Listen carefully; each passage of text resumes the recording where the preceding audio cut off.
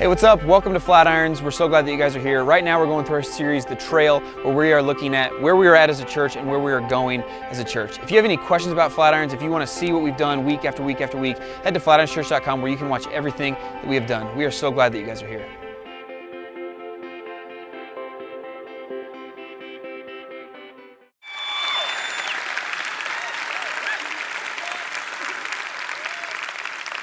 Thanks. Hi, Flatirons. How we doing? We feel good? Awesome. I feel awesome. I had like 5 cups of coffee. It's great. And also, Tommy's song got me all pumped up. I love Tommy. I used to do youth ministry with Tommy, and every week I would go and say, sing this song this week. And he'd be like, this has nothing to do with what you're talking about. I'm confused. He'd be like, Tommy, shut up and sing to me, okay? I love him. He's the best. Guys, I'm so excited to be up here. I'm not going to lie, for 8 years, I kind of dreamed of having the opportunity to be up here and do this for a couple of reasons. I love to teach, and I love this campus. I love our church. But I also just respect this spot on the stage so much. The stuff that I've learned and been taught from all of our teachers right here over the years. So I'm going to do my absolute best to honor that this morning. So thanks for being so gracious to me. I really do love Flatirons. I want to talk about that for a couple of reasons. There's a lot of reasons I love Flatirons. But real quick, to get you guys kind of steeped in who's up here. My name is Zach. I've been the campus pastor here since October, so for 8 or 9 months, somewhere in that range. And I've been at Flatirons since about 2011. I went to high school down in Littleton, and I have a couple of degrees from UNC up in Greeley. And if you don't know about this, UNC is where the finest minds of our generation were educated. So, yeah.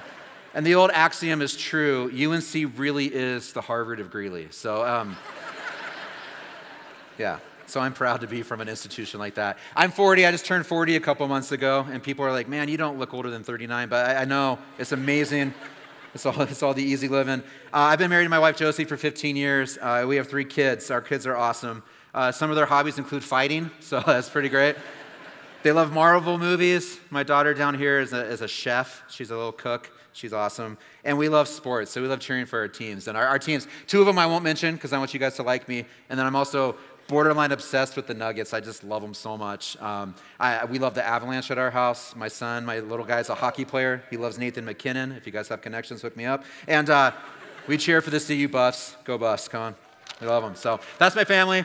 I asked my wife for some options on pictures, and I picked the one that I look skinniest in. It was not easy to find one. So that's Zane with my hand on him. Emerson's in the middle, and our little guy's name is Smith, and I obviously love them so much. So, like I said, I was hired in 2011 as the middle school pastor here at Flatirons. I interviewed for about 6 months, and I didn't know if they just had like a really stringent process. They're just really careful, but it turns out that they weren't real sure they wanted to hire me, and I didn't know what it was. Maybe my jokes.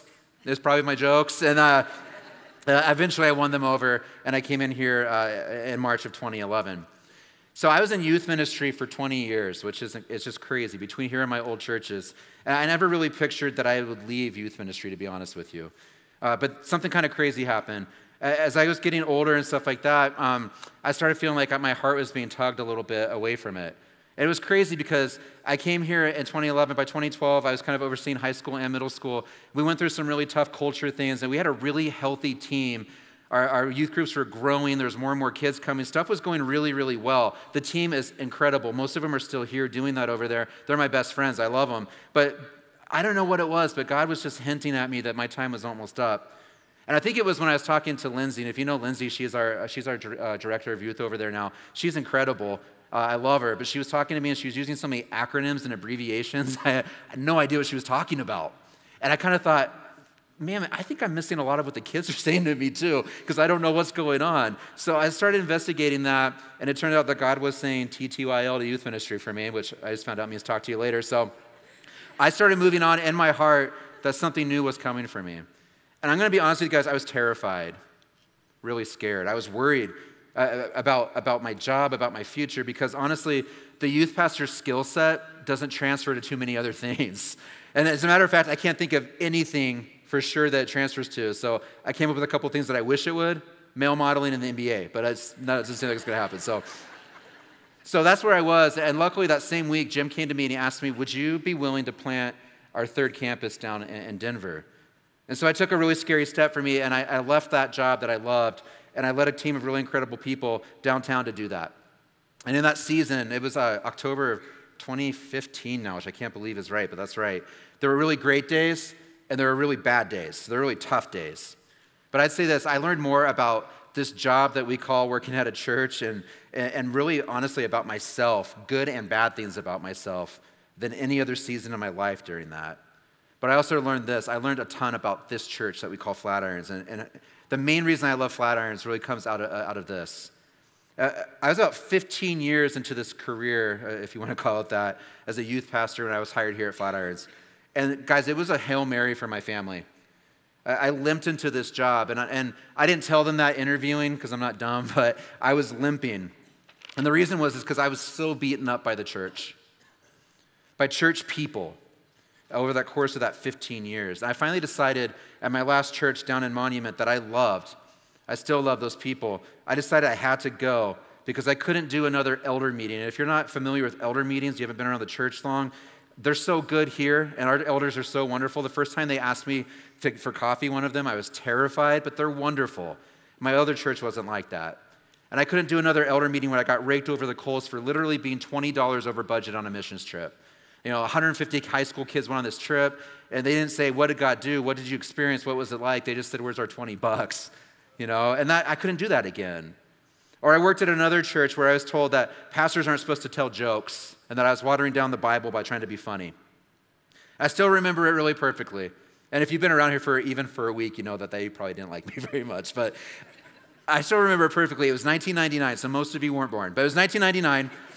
It was a wonderful time of life that you missed out on. But I just made this killer Backstreet Boys joke, guys. It was insane. It maybe was worth it. But I was told that we don't do that kind of stuff here, and they eventually showed me the door. So we came here in 2010. We were still across the street at the time, and I saw Jim, right? I came in and I watched Jim, and I had never laughed that much in church in my entire life. And when I left, I also realized I don't think I'd ever been taught that much at the same time. And so I told Josie, we left after we visited, and I told her, I said, if Flatirons means what it said to us in this interview, they really mean it, then this is the perfect place for us. And if they don't, then I'm done working at churches. And here's what they told me. They told me that you guys, that Flatirons, us, that we are a safe place full of lost and broken people. And that we, the staff and the people in these seats, are lost and broken people. And let me unpack that a little bit. Our staff believes in Jesus. We don't hire people that don't because, that would be insane. But we're not lost in that sense. But we do make mistakes. Sometimes we do tell jokes that as they're leaving our mouth, we can't believe we just said them. Guilty of that, but we still do. We sometimes, for me, for sure, I'm lost in my parenting or my marriage or whatever that might look like. And like many of you, we have broken relationships that we're just trying to figure out. Say we're real and we're honest. And we're trying to figure out how to follow God in the midst of putting each one of us back together. I'm proud of that. I'm proud of this church for that. Because while we're far from perfect, and I meet people from other churches all the time that go, oh, Flatirons, I don't know if I think you guys are sincere or agree with what you do, and that's okay, because I really believe that this church is. That this church provides a safe place for those that are honest enough to admit that they need help, to seek God's help. And you can sit in the front row, the corners of the balcony, you can go into the shadows, whatever you want to do. You can sing along to the worship songs or to Imagine Dragons or whatever that might look like on a given week. And you can ask God to do something with your brokenness. And here's the thing that's crazy to me as I stand out there in the lobby and have conversation after conversation, is that God keeps doing it. Over and over again, he keeps healing the deepest wounds in our hearts of those of us who sit here every week and just ask him to show up. And I'll tell you guys this too. I'm super proud to raise my kids in a church that doesn't make God weird, right? And doesn't teach them to turn their brains off and just listen. I'm super proud of that. And I'm proud to be part of an incredible team of people that gets together every week and says, what can we do this week to reach broken people? So here in Lafayette, we've taken these steps to become a campus like our other locations. And I'm excited for that for a lot of reasons. But one of my favorite things about that is this next season, here in about a month, we're going to launch these small group communities that give us a chance to grow in a circle of people who can look at us and say, me too. I love that here in Lafayette, we work with amazing local partners, Sister Carmen Community Center, Sanchez Elementary, Thrive Work Transformation, a bunch of other people that I just think are absolutely the best of the best. Some of those people, most of those people that we touch with through that will never walk into this place. But this community and this city matters to us, and I love that. I love the incredible volunteers, all of you that we have that every week, and I was over in Starbucks this morning, I met a guy who just got off of work. He worked overnight, and he's like, I'm going to go greet at the front doors. And I was blown away by that. That's crazy to me. All I would want is a nap, And he's just coming here and giving that time. Our volunteers and our staff and guest services and facilities and production that create environments like nobody else. Our kids ministry that's literally changing families. Student ministry that's teaching teens and preteens how to have an identity as Christians. And Shift on Friday nights. Our recovery program, that's the ER, the operating room, the recovery unit of that metaphor of the church being a place for sick people. This place is the best, and it's because of you guys, and I love that. I'm super proud to play a small part of that, and so Lafayette, I just want to say thank you for these last 8 or 9 months and accepting me into this role that we've never had before and trying to figure it out with me, so, yeah. All right. Now I get to give a sermon, so let's go. Today, so Jim came to me and he talked about this idea of the trail. And he said, I just want you to talk about the trail, this metaphor. And I just want to talk about one thing. It just immediately came to my mind. I want to talk today about hope and fear. Hope and fear. Because here's what I really believe about every one of us in this room. I believe that we live in this constant state of flux between two things. One, being hopeful that life is really good, that things are going to be okay, and maybe even that God is with us, right? And Jesus is with us and he's right there. And on the other side, fearful despair, that life is caving in around us and we're going to collapse under the weight of our problems and our decisions. So I know some of you, like me, in 2010, I know some of you limped in here today. And maybe it's your last chance. You're just like, this is my last chance for God. This is it. And maybe that's because you lost something or someone that's most important to you. Or maybe you just really keep having horrible things happen and you can't believe it. You really believe that none of it's your fault and it just keeps stacking up on you. Life just keeps hitting you and decking you. I want you to know, for these 30 minutes that I'm up here, that even though I'm a church employee, I'm not here to trick you into anything. And I'm not even here to change your mind, because that's above my pay grade. I just want to do this. I just want to talk about that struggle between hope and fear, and maybe rethink the way we interact with both sides of it. So when Jim told me this idea of the trail, he just said, talk about what God's been up into your life lately. Like, what's he been up to? What's he teaching you? What's he doing? And it scared me. Like, it's terrifying. You don't want to know some of the stuff up here.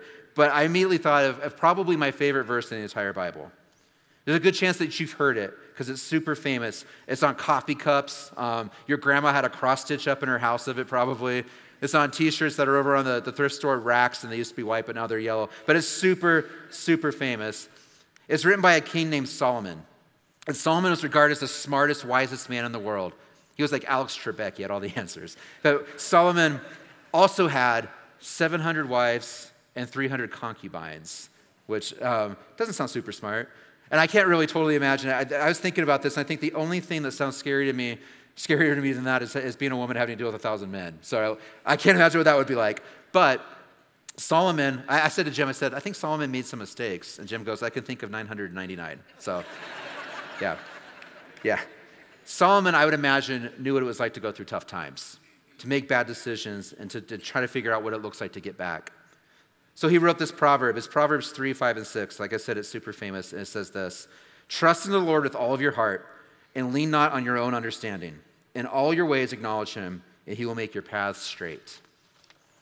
So most of us have heard that, but I want to break this down a little bit into little pieces, because this was written originally in Hebrew. And so our English translation, we miss a lot of the nuances of the words that were used to write it originally. There's way more behind most of these words. So for instance, the very first word there, trust, right at the beginning, is this word in Hebrew called batak. And I just like saying it, batak, because I think it sounds cool. And it means this: it means to have confidence in something. So really, another way to read verse 5 in this verse is to say this: be confident enough in Jesus to give him everything and stop trying to control the outcomes. And I think that's really, really strong. Be confident in Jesus and let him direct your life. See, I think we spend an insane amount of time trying to control things that are completely out of our control, which makes sense because trust is hard and every single one of us has been burned by it. You probably have a list of the ways that you have been. I do. See, confidence or faith in something we can't see is really, really tough. But the challenge here is that we can have the kind of faith in God that leads us to take the risk of letting go of things and having the confidence that Jesus is there and Jesus is for us. He's not against us. He's for us. It gets even better. Verse 6 says this. It says, in all your ways acknowledge him, and he will make your path straight. And here's why I love this. I just think it's too perfect for this series and for today. The word ways right there is the Hebrew word derek, just like the name, and it means a metaphorical path. Metaphorical path. So if your name is Derek, I think it's funny that your name is Hiking Trail. Because your parents named you Hiking Trail. I think that's kind of funny. But verse 6 is really saying this. And all of the metaphorical trails of life, the places you go, the things you experience, acknowledge him, which means this: seek to really understand him, and he will make your literal trails straight. I think that's so good. And it's also so difficult because the word all, it translates to the word all, like everything. All of my metaphorical trails, like my whole self, my mind, body, and soul, or as Jesus talked about it, our heart, soul, mind, and strength.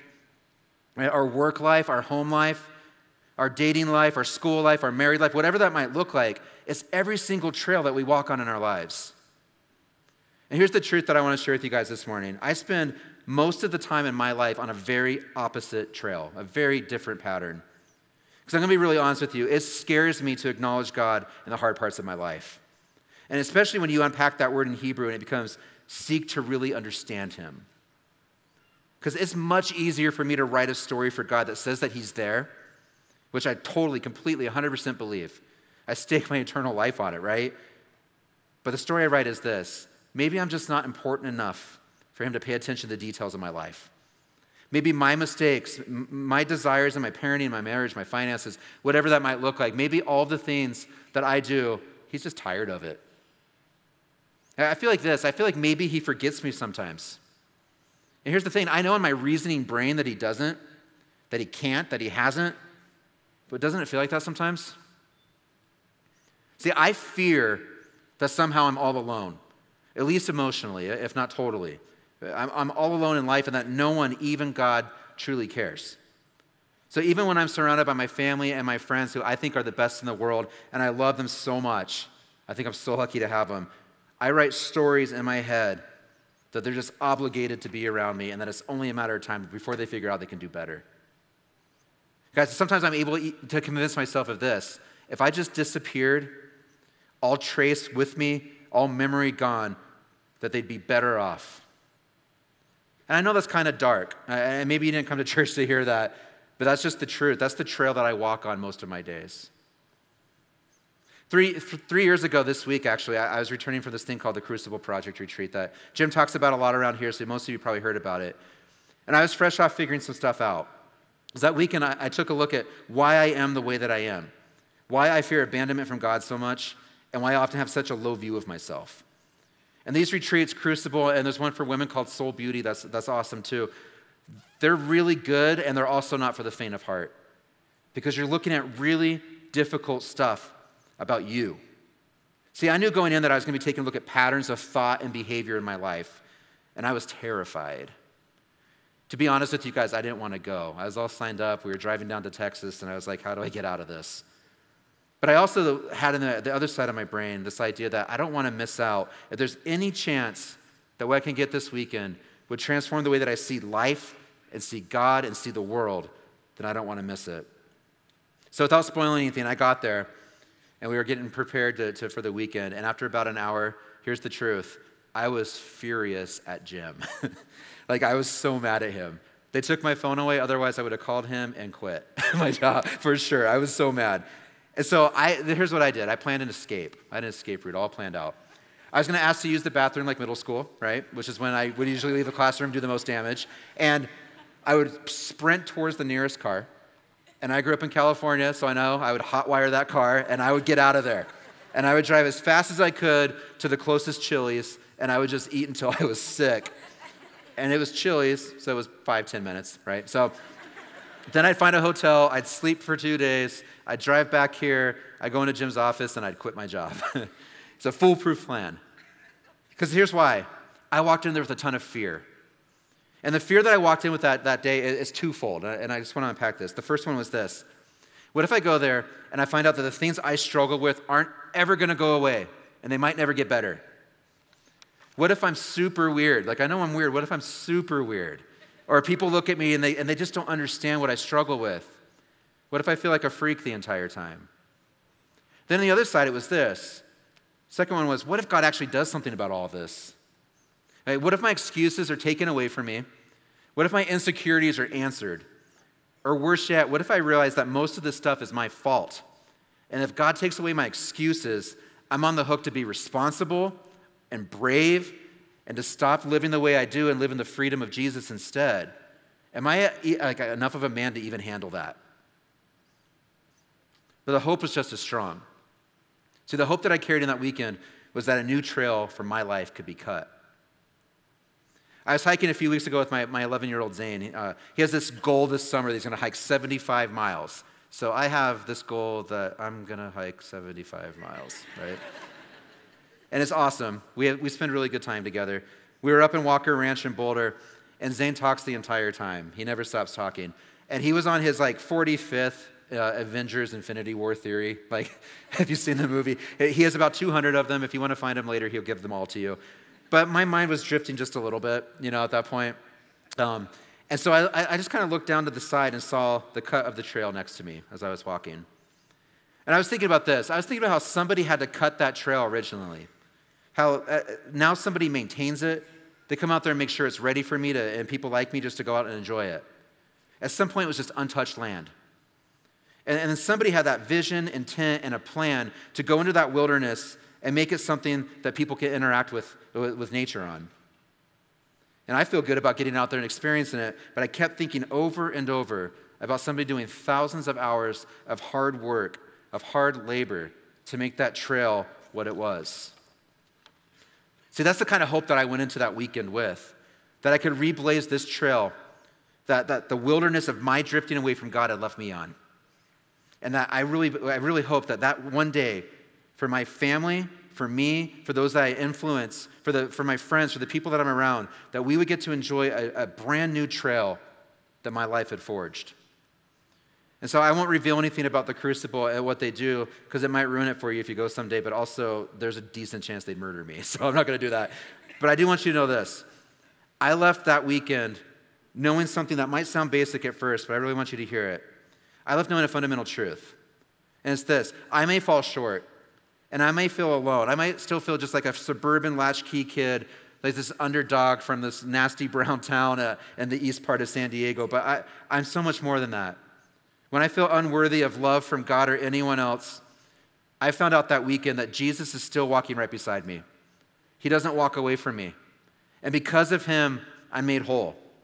I'm made to be enough for the obstacles that I face, not because I'm good, but because he is. And even when I walk off of the trail and I wander and I look for a shortcut, which I do a lot, I try to control things myself again. He lets me go, but he doesn't leave. He's right there, and he's right there too when I find that right path again and get back on the right trail. And I want to illustrate this with the second thing this morning that I think of in regard to the trail of life, and it's just a story. It's a story Jesus told. And when people say, hey, who's the person in the Bible that you relate to most? I hear people say, like, King David, he's strong and good, and he killed Goliath, and he's the king, and he's made the quarterback of the high school football team, and stuff like that. That's not me. Or they're like, Samson, I get up at 4 a.m. and hit the gym every morning, and I'm just awesome. I go, definitely not me. The person that I relate to most in the Bible is somebody that probably never lived. He's just a character in a story that Jesus told. And if you've been around here for the last few months at Flatirons, we just sang the song, Krista, who I love, just sang the song Reckless Love. And the song, Reckless Love, is written about this character. Most of us know him as the prodigal son. And I'm not going to go into a ton of detail on the story for time's sake, but I do want to look at it together briefly. And it's in Luke 15, starting in verse 11. So Jesus is telling this story, and he says this: there was a man who had 2 sons. And the younger of them said to his father, Father, give me the share of property that's coming to me. And he divided his property between them. So Jesus, right off the bat, what we see here is he's speaking to a very specific culture that would know something that he's saying right here that we can't by just seeing the English. Jesus was saying to him, and everybody would have taken a deep breath, he's saying, the kid asking that from his dad is saying to his father, give me the share of the estate means I wish you were dead. Dad, go ahead and die. I'm done with you. I've had enough of you. And not only that, but to go further is I reject the ways you brought me up. The things that were important to you and the things that were important to us as a family, I don't care about any of them. Dad, go ahead and die. And then he proves his desire to break away in the next verse, 13. Jesus keeps talking. He says, not many days later, the younger son gathered all that he had and took a journey into a far country. And there he squandered his property in reckless living. And when he had spent everything, a severe famine arose in that country, and he began to be in need. So he went and hired himself out to one of the citizens of that country, who sent him into his fields to feed pigs. And he was longing to be fed with the pods that the pigs ate, and no one gave him anything. See, I love this because Jesus cuts to the chase right away. The son takes off to live it up, and his party lasts for about half a sentence, right? Really, really short. It's here, and then it's gone, like most sin is. It's a fleeting moment that turns into regret quicker than we ever could have guessed. But I want to pack this just a little bit more. Because when Jesus says that he went to a far country, he really wants us to know that the son went someplace where nobody would know him. And I think, and I know for me it's true, I think that we go to places where no one knows us for one of two reasons: to get away with things or to hide from things. And I think he's doing both. It says that he lived recklessly. And to go a little deeper, the Greek word there is saying that he essentially lived in a state of debauchery. And that's defined as this: excessive indulgence in sensual pleasures. So if you're wondering, does that mean that he did. And that too, and that too. Because what Jesus is trying to tell us is that he was doing whatever he felt like. He was doing whatever made him feel good right in that second. And he took that sin as far as he could think to take it. And I think if he could have found another level, he would have gone there too. And he would have dug down and found another one. And he would have gone another one. He would have kept going. And I know, because I meet people every now and then who will say to me, that's all well and good, but you have no idea what I've done. And maybe that's true. I'm not going to say it's not. But I think that what Jesus is telling us in here is that he does. Because he's telling the story about this kid who knew it all. So whatever it is that you think, he did it and more. And then he invented new ways to do even more. See, Jesus understands, and he's telling us that here. This kid was living in a party that seemed like there was going to be no end to it until he goes broke at the perfectly worst time. Like right when a famine hits. And I really do think this is Jesus' way of telling us in this story that when it rains, it pours. Right? Things stack up on top of each other. Some of them we can control, like for him, reckless living, the choices he made. And some of them we can't, like a famine, the things that are done to us. But things stack up and we just feel like we can't win. I can relate to that. I think all of us can. See, I almost never meet somebody who's going through a really tough time that doesn't have this list of like 10 things that are blowing up all at the same time. It's like this. It's like my spouse left and we lost the house. Or I lost my job and the test results aren't good. It's that kind of tough. When it rains, it pours. But to top it all off, the brother, he has to go out and get a job for maybe the first time in his life. I don't know what your first job was. Mine was Kmart, and it was horrible, horrible. But he takes this job that is fine in the face of the culture that he lived in, once again, and everything that he was raised to believe. It's this job feeding pigs. So if you don't know, the Jewish culture doesn't like pigs. They don't dig on swine. They are unclean animals. They represent culturally the ultimate symbol of loathing. So in Jewish culture, if you say that somebody acted like a pig, it's really saying this. It's really saying that what they did is appalling, offensive, and repulsive. But this kid's desperate. And so he compromises all of his beliefs for the smallest chance that he can make it on his own, that he can save himself. And I think we're all wired that way a little bit. I know I am. If I have one more chance to save myself, I'm going to take it. So that's where he was. But here's the twist that ends the section. He hits this point where he really believes all he has left and his best course of action is to eat the food of the pigs. And that's really saying this: to eat the garbage that wasn't fit for any human consumption. It wasn't even fit for other animals. It was for the grossest, lowest of the low. It's trash. I was over at Sister Carmen, our partner over here across town, a couple weeks ago, and they have fresh produce that they give out to people, and it's a really awesome thing. But they were taking the rotten produce and throwing it into these bins, and as I was watching them, I asked, what is that for? And it turns out they send those things to a pig farm right here in Lafayette. So I walked over to take a look at it, and I got close enough to it that the stench nearly leveled me. We're talking like Arby's left in your car for 3 days bad. It was like that. And I started thinking about the son in this story and how that was the option that he came down to, was that stinky, disgusting, rotten produce was all that he had left. So that's what he reduced his life plan to. And while he's sitting there thinking all of this, that his life is over, that he's the lowest of the low, Jesus tells us this: he's at less than zero, and the last line in there is that nobody would give him anything. He's alone. He's abandoned. He's out on this trail by himself. So here's what happens next. It says this, but when he came to himself, he said, how many of my father's hired servants have more than enough bread, but I perish here with hunger? I will arise and go to my father, and I will say to him, Father, I have sinned against heaven and before you. I'm no longer worthy to be called your son. Treat me as one of your hired servants. So he comes up with a plan, probably like any of us would. And I picture it like this. I'm out of ideas. I'm caught anyways. My excuses are going to fail. I'm just going to go own up to it and see what happens. Roll the dice a little bit, right? Here's what I believe. I believe that when the pain of the impending punishment is less than the pain of the current circumstance, we become willing to face it. But the key phrase that kicks this whole thing off is when he came to himself. And what it's saying in Greek is this: when he remembered who he really was. This might be my favorite thing ever. When he remembered who he really was. He remembered that he had a home. He had a place that he had rejected and a father who cared about him and took care of him. That's when his plan started being worked on. It's really the key ingredient here, is that his head had to get right before he could get his life right. They had to start taking mental steps to repent.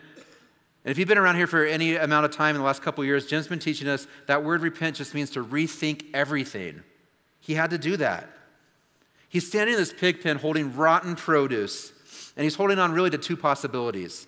That kind of life, or remembering who he really is and remembering that his home is good, that his promises of better things are true, and then he puts one foot in front of the other one on that trail leading home. And he has this plan. I don't think it's a great plan, but he has this plan to just go get what's coming to him, to own up to his mistakes, that maybe the lies that he told and the lies that he believed, the stories that he wrote in his head about God, about his dad, about everybody else. And he gets on that trail, walking, making plans. Here's what happens in verse 20. And he arose and came to his father. But while he was still a long way off, his father saw him and felt compassion and ran and embraced him and kissed him. The father leaves his mansion and he jumps onto the same trail that his son's walking on.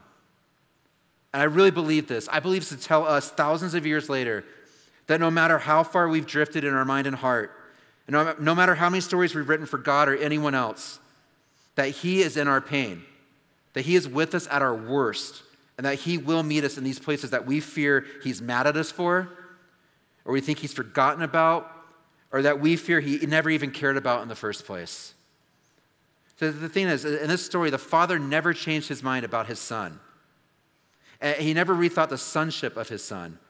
He never disowned him. And I really do believe this. On this trail of life, for you and me, God doesn't change his mind about us either. The father also doesn't let the son tell him his excuses or his story. So he gets ready to probably just start talking and tell him this stuff, and the father cuts him off and just embraces him in his brokenness and tells him that it's going to be okay. And probably it's going to be fragile, the relationship's going to be damaged, and it's probably going to look a little different around home than it used to, but it's going to be okay. To take this all full circle, when I got home from Crucible 3 years ago, I wasn't fixed.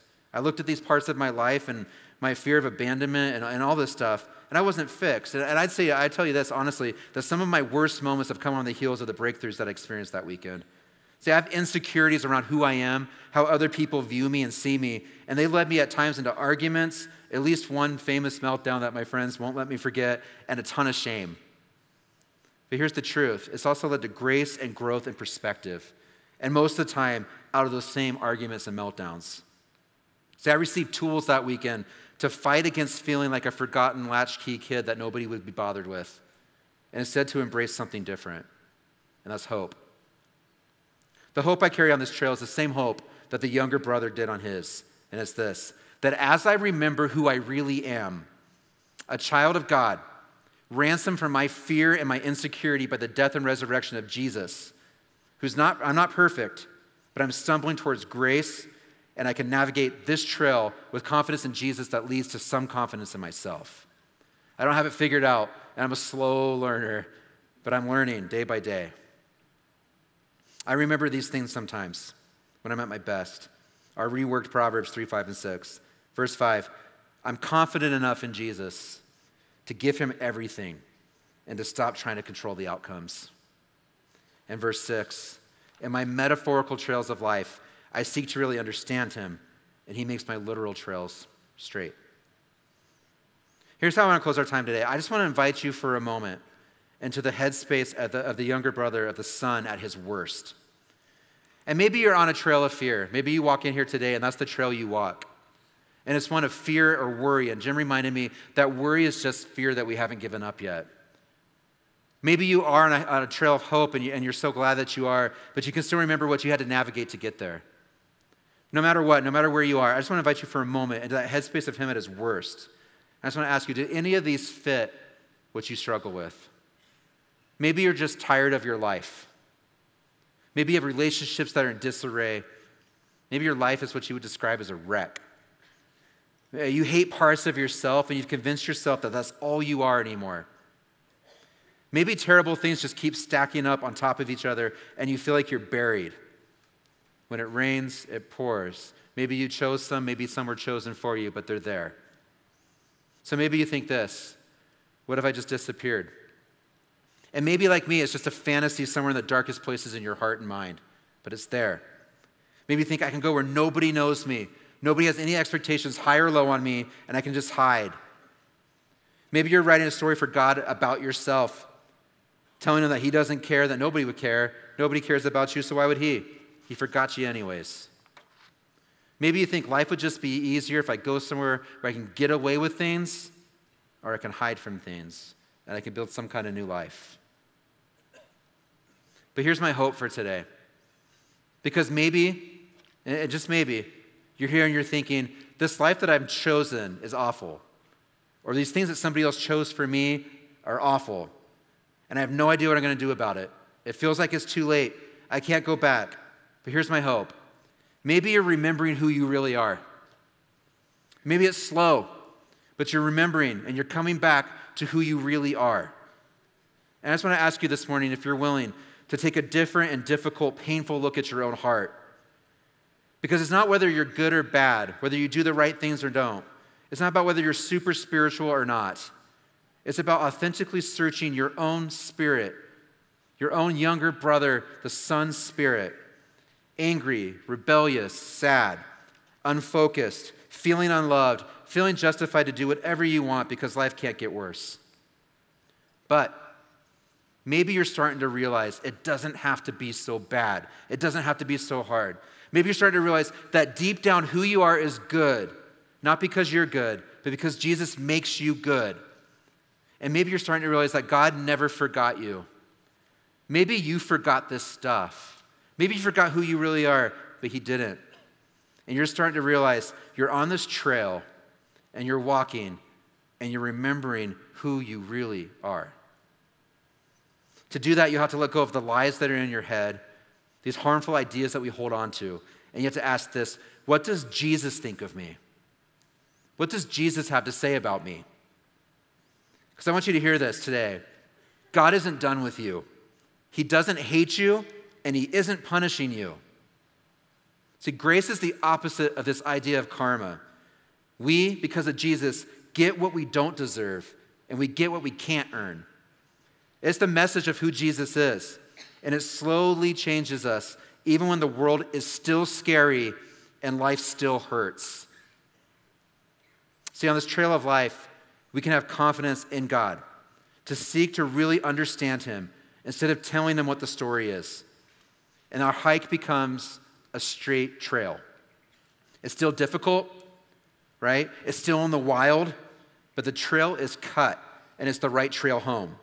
It leads us back to this eager Father who never gave up any hope in us. And even though as we follow it, the obstacles that we face along the trail are still really real. There's still steep inclines and sudden drop-offs that are terrifying. But we know, like I learned, that even when we walk off the trail and even when we wander and even when we try to control the outcomes, he is still right there beside us every step of the way, and we remember who we really are. Let's pray. God, I am so thankful that in Jesus we can be confident in who you really are. God, you are a God that never gives up hope on us. God, you never give up the hope that we can come stumbling down that trail, the same trail that we walk on, unsure what kind of things we face ahead of us. But God, as we, in this room this morning, experience this opportunity, God, to remember who we really are because of Jesus. We are sons and daughters of you. God, we have been ransomed from our fear and insecurity, from our sin, through the death and resurrection of Jesus. And because of that, we can wake up to the fact of who we really are. We can remember that you are a loving Father who waits and jumps on that trail and runs towards us and scoops us up and embraces us even at our worst. And God, I'm thankful this morning that we can remember that we have you on every metaphorical trail and every literal trail that we walk through in life.